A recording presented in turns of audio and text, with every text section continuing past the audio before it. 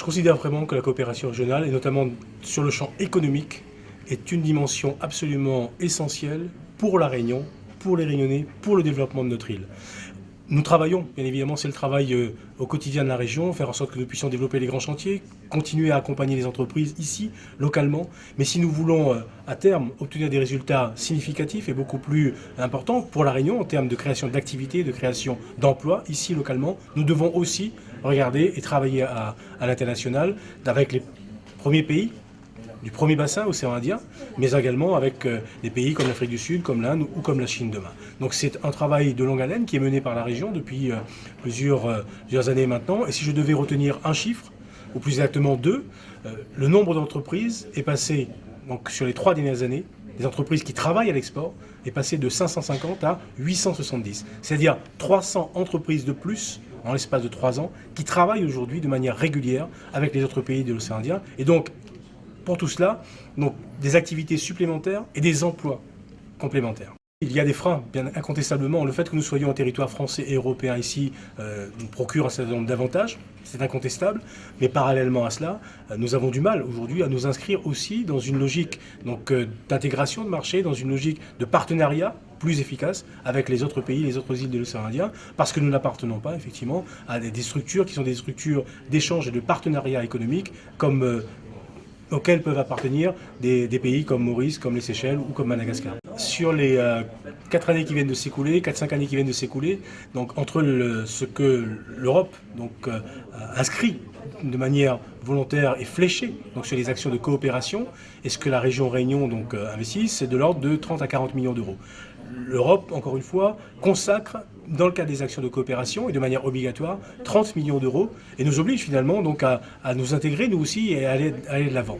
Sur le programme futur, 2014-2020, ce sont plus de 60 millions d'euros qui seront donc des fonds européens qui devront être engagés et consacrés, encore une fois, des actions de coopération. Nous sommes naturellement français, naturellement européens, mais nous devons davantage regarder ce qui se passe dans notre environnement immédiat et travailler effectivement avec des pays qui en Afrique connaissent et connaîtront des taux de croissance bien plus importants que ce que nous pouvons connaître encore en Europe, en Inde de la même manière ou en Chine. Donc nous avons cette obligation d'être davantage dans une logique, encore une fois, d'ouverture, d'expansion, de conquête de marché pour les entreprises réunionnaises, parce que lorsqu'une entreprise réunionnaise gagne sur les marchés extérieurs, c'est toute l'économie réunionnaise qui va de l'avant, et ce sont des Réunionnais qui, derrière, peuvent avoir des emplois. Ce sont des opérations qui sont systématiquement des opérations posées comme des opérations gagnant-gagnant.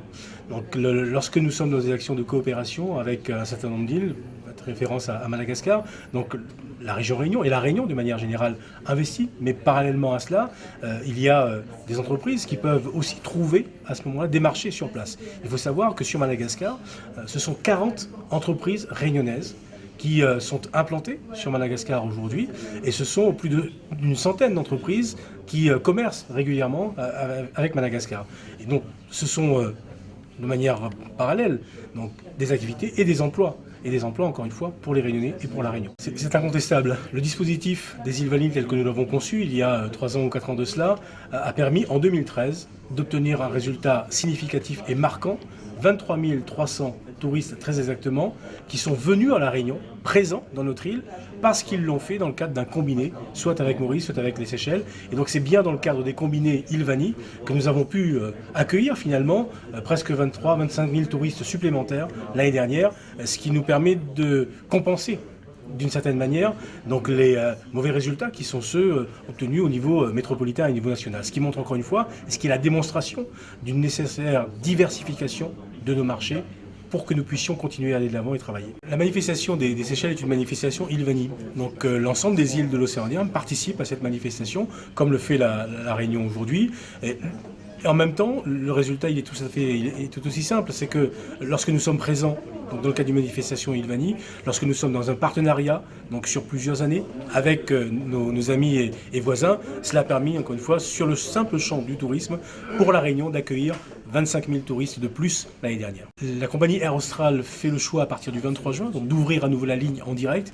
Il y a des entreprises donc, qui sont aujourd'hui donc en affaires avec des partenaires séchellois et donc l'opportunité pour ces entreprises de la Réunion dans le domaine de l'export cette fois, de marchandises, de produits, de biens réunionnais, de faire en sorte que nous puissions donc être présents donc, sur les Seychelles. Et là, ça sera bien évidemment des opérations parfaitement gagnantes pour les entreprises réunionnaises. Aujourd'hui, au sein de grandes structures d'échange et de liberté d'échange entre les différents pays de l'océan Indien, tels que le COMESA ou la SADC. Donc la Réunion ne participe pas ou ne participe qu'en tant qu'observateur, parce que nous ne sommes pas un pays, c'est clair, mais je crois qu'il faut continuer à travailler à ce que nous puissions obtenir des dérogations pour pouvoir être partie prenante donc à ces grands débats et faire en sorte que la Réunion ne soit pas une île à part, ne soit pas une île isolée dans l'océan Indien, mais qu'au contraire, nous soyons dans une logique qui soit une logique de partenariat avec ces autres îles.